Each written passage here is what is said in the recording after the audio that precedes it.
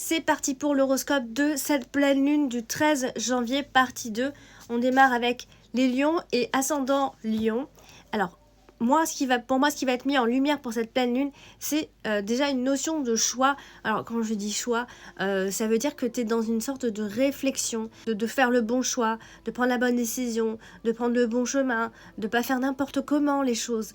Ça peut concerner une rencontre que tu peux faire. Alors, il peut y avoir un événement, ça peut être plein de choses.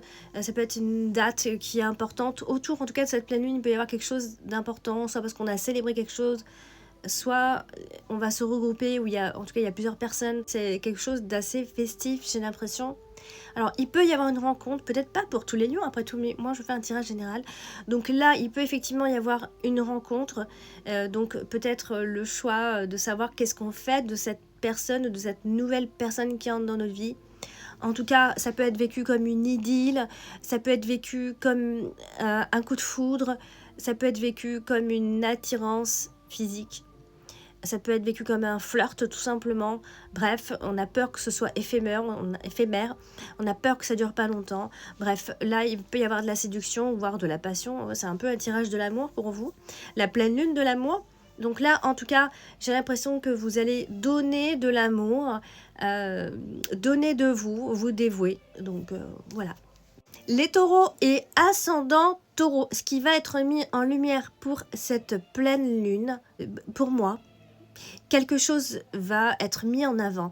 Et ce qui va être mis en avant, c'est une certaine... Il y a une trop grande différence entre vous. Peut-être dans votre façon de penser, ça peut être dans plein de choses. Hein. Et bon, en tout cas, c'est une personne avec qui tu as clairement des liens. Hein. C'est pas quelqu'un d'inconnu.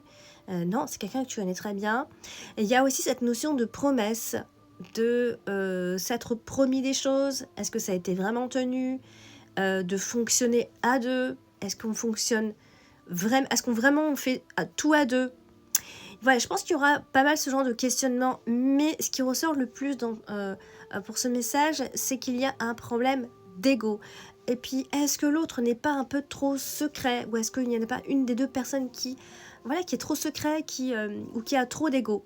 Il y a quelque chose en tout cas de ce genre-là. Les cancers et ascendant cancer, pour cette pleine lune, ce qui va être mis en lumière, c'est une histoire d'amitié. Je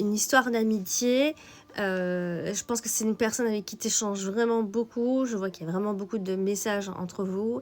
Il y a beaucoup de partage. Tu l'as compris.